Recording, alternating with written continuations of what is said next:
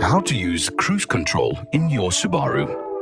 One of the convenience and safety features of your Subaru is cruise control or adaptive cruise control in some cases.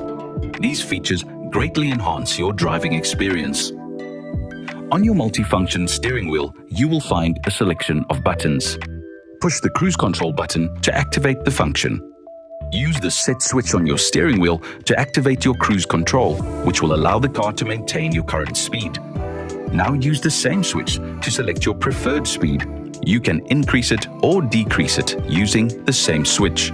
Your cruise control information will be indicated on the driver's display.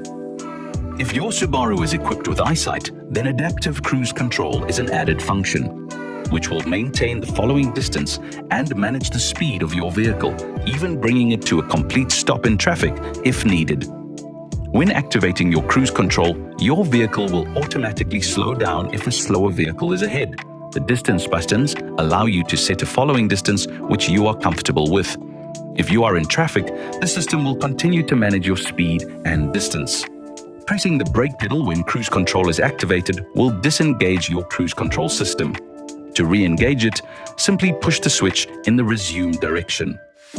Some Subaru vehicles may also come with lane keep assistance and lane centering, which will keep the car in the middle of the lane, even taking control of steering for you. Simply select this function by pushing the button with a steering wheel image.